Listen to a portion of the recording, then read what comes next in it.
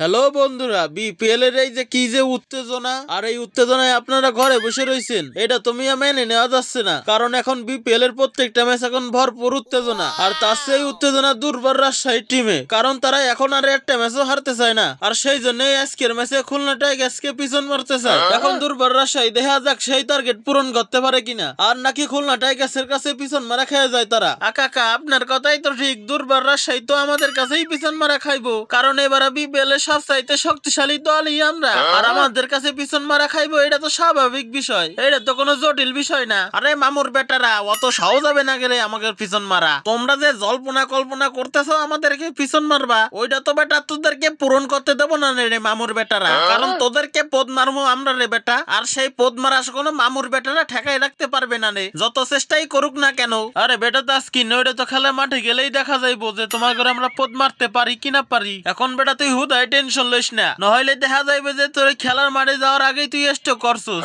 পরে দেখা যাইবো যে তোরে লয়ে হাসপাতালে দৌড়াদৌড়ি করা লাগবো। এর লেগে কই বেটা তুই হুদাই টেনশন লইস না, আর তোরা তো ভালো করেই জানো যে আমাদের কাছে তোরা পদ মারা খাবি, সেহেতু বেটা তোরা কোনো টেনশন লইস না। शाबाश बेटा, बहुत बढ़िया। আরে মামুর বেটা, তুই যে বেটা ফাপড়টা মারছিস, বেটা ফাপড়টা কিন্তু সেই হইছে, তোর বেটা ফাপড়ের কোনো তুলনাই হয় না। সাব্বাস বেটা, তুই যতদিন বাইসে থাকবি ওরকম ফাপড়ই মেরে যাবি, কারণ তোর কোনো ফাপড়ের কোনো তুলনাই হয় না। আর আমি চিন্তা করতেছি যে তোর এই ফাপড়ের লেগা তোরে আমি পুরস্কৃত করবো। আরে বেটা তাসকিন, তোর মনে হয় আমার কথা তোর ধরে ফাপড় মনে হইছে, কিন্তু তুমি মিয়া আমারে সহজ ভাবে লইও না, নহলে কিন্তু তুমি কিন্তু পরে বিপদে পড়ে যাইবা, পরে কিন্তু ওই বিপদের থেকে তোমারে কেউ বাঁচাইতে পারবো না। আরে মামুর বেটা, তুই যে বেটা আমার ভয় দেয় তো ওই ভয় তো বেটা আমি জীবনও পাইতাম না, কারণ তুই যদি ওই ভয় যদি ছোট্ট পোলাপান কেউ দাস তারাও তো ভয় পাইবো না, আর ওই ভয় তুই বেটা আমারে দেশ, এইটা তো বেটা হাস্যকর কথা।